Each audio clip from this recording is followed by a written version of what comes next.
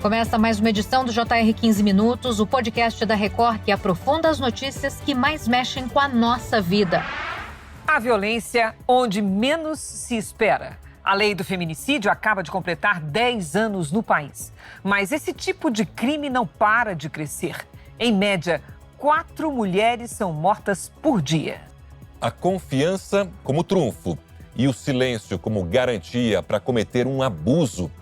Em mais da metade dos casos de violência sexual infantil, o criminoso é alguém próximo à criança. Identificar os sinais nem sempre visíveis da violência contra a pessoa idosa é um grande desafio. Isso porque os abusos acontecem, na maioria das vezes, dentro de casa.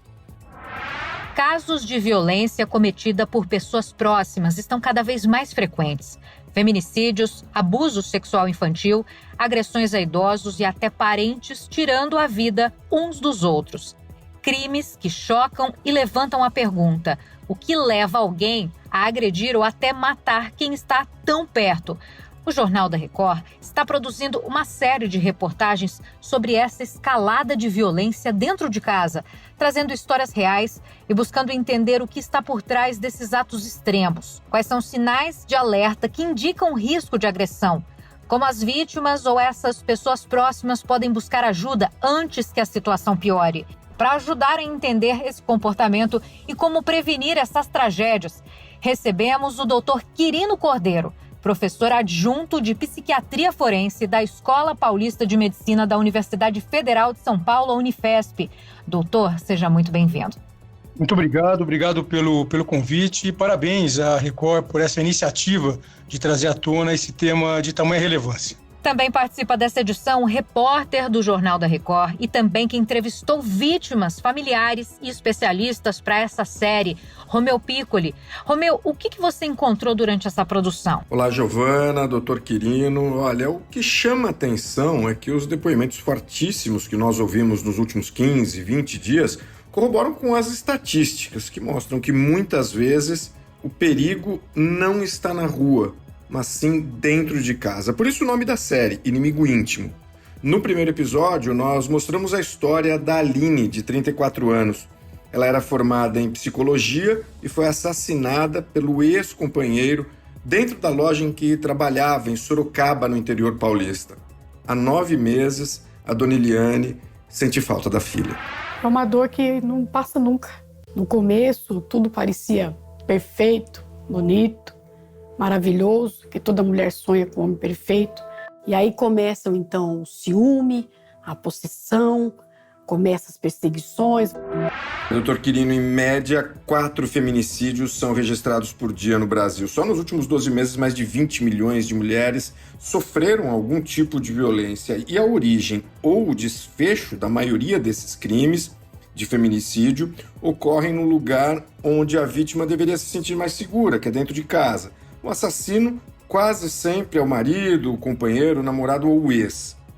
É claro que os fatores são múltiplos, mas de maneira geral, o que leva uma pessoa a cometer um ato tão extremo contra alguém próximo, como um parceiro, filho ou pessoa idosa da família? Como é que esse comportamento se desenvolve dentro de um ambiente de suposta proteção? Os assassinatos intrafamiliares podem ter diferentes cenários e distintas motivações. Entretanto, uma coisa que é muito importante nós já começarmos a conversar aqui são sinais de alerta que, em geral, acontecem precedendo a prática de comportamentos mais violentos e agressivos. Em geral, o que acaba acontecendo é que esse tipo de comportamento vai sucedendo em um crescendo, ou seja, infelizmente, existe sempre uma história de um comportamento agressivo, violento, prévio, e quando nenhuma atitude é tomada, infelizmente, esse tipo de manifestação, de alteração de comportamento acaba aumentando. Daí, então, a grande importância da identificação desses sinais para que aí sim atitudes possam ser tomadas de modo a fazer uma prevenção de desdobramentos mais complicados, como, por exemplo, um assassinato. Então, por exemplo, no caso de um feminicídio, no caso de um marido, infelizmente, atentando contra a esposa e vindo a matá-la. Em geral, isso acaba acontecendo em um ambiente em que antigas e pequenas agressões foram acontecendo, elas acabaram sendo negligenciadas, elas acabaram sendo minimizadas, sua importância acabou sendo minimizada ao longo do tempo. Muitas vezes a família, o parceiro que é vítima das agressões acaba, então, se acomodando com essa situação e, infelizmente, isso vai crescendo até que, infelizmente, o mal maior acaba ocorrendo. Então, doutora, eu vou aproveitar e aprofundar essa situação que o senhor falou, né? Se existe um padrão de comportamento, fatores específicos que podem contribuir para essa violência dentro do ambiente familiar, eu queria entender como são esses sinais e como eles podem ser identificados antes que seja tarde demais. Em situações em que atos de violência começam a acontecer, em situações em que ameaças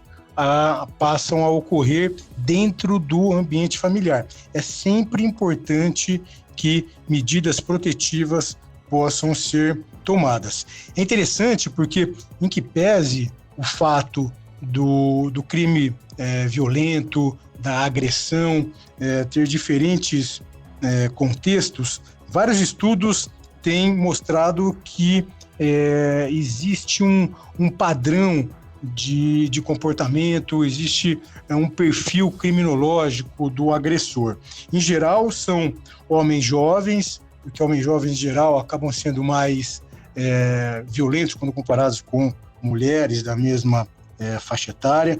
Uma outra situação que é bastante comum nesses contextos é a violência, a agressão acontecer entre o casal que está no processo de separação conjugal. Em geral, um processo de separação conjugal é bastante conflituoso, com história prévia de agressões físicas, de ameaças.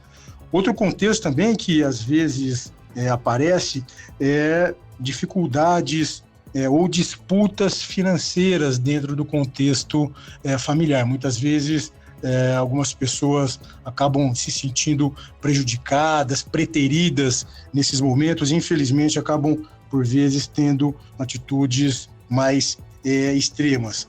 Outras coisas que podem também acontecer é que, dentro desses cenários, então, né, já de disputa ou de agressão prévia, infelizmente, alguns perfis de personalidade, de jeito de ser do agressor acabam também sendo mais comuns. Então, infelizmente, alguns transtornos de personalidade, alguns problemas do jeito de ser do agressor acabam também se relacionando com comportamento mais violento dentro da família. Então, pessoas que têm uma personalidade do tipo psicopática, então são os psicopatas, indivíduos que têm dificuldade de lidar com situações adversas, sempre que é contrariado responde de maneira mais violenta, indivíduos que têm uma certa frieza no contato interpessoal. Essas pessoas, infelizmente, têm uma tendência maior a ter comportamentos agressivos e violentos. Pessoas também que têm uma personalidade que nós chamamos de paranoide, ou seja, indivíduos que são mais sensíveis a coisas que acontecem, no sentido de sempre achar que determinada manifestação no contato interpessoal pode ser no sentido de menosprezá-lo. O indivíduo sempre acha que tem alguém querendo fazer mal para ela, querendo perseguir, ou seja, essas pessoas também podem responder de maneira violenta. No ano passado, mais de 36 mil casos de violência sexual contra crianças e adolescentes foram reportados pelo Disque 100, que é o canal de denúncias do Ministério dos Direitos Humanos. 17% a mais do que em 2023.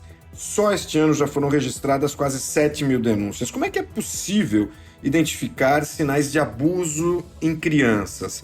E quais são as abordagens, doutor, mais eficazes para lidar com esse tipo de violência? Uma coisa que é importante nós entendermos quando falamos de crimes sexuais contra crianças é que parte considerável dos crimes sexuais, dos abusos sexuais contra crianças acontecem dentro das famílias e por parentes próximos. Então é muito importante que as pessoas possam atentar para para esse aspecto. Uma coisa que vale a pena também nós comentarmos é que a maior parte dos crimes sexuais não são praticados por pessoas que têm o diagnóstico de pedofilia, ou seja, não são pedófilos. Na maior parte das vezes são indivíduos que não têm esse quadro clínico de pedofilia, ou seja, que é uma inclinação quase que exclusiva de interesse sexual por crianças pré-púberes. Não, a maior parte dos crimes sexuais, infelizmente, acontecem, são causados, tem como agente pessoas que não apresentam quadro de pedofilia. Na verdade, são os crimes sexuais de ocasião, ou seja, é um indivíduo que, em um certo momento, ele acaba, então, investindo contra a criança porque existe ali uma situação mais favorável para que isso ocorra. Uma coisa que é bastante comum, né, dentro do perfil criminológico, né, do perfil do agressor contra crianças, indivíduos que muitas vezes fazem uso de substâncias psicoativas, uso de drogas, uso de álcool, e no momento da intoxicação, que o indivíduo fica com um comportamento mais desinibido, acaba infelizmente investindo contra as crianças. Uma outra questão também é que é importante que os membros da família possam identificar comportamentos que acabam chamando a atenção, ou seja, indivíduos adultos tentando ficar mais próximo das crianças, tentando ter um grau de intimidade que não é socialmente aceito, indivíduos que tentam fazer com que ele possa ficar sós com as crianças. Então, é sempre muito importante que os pais, que os cuidadores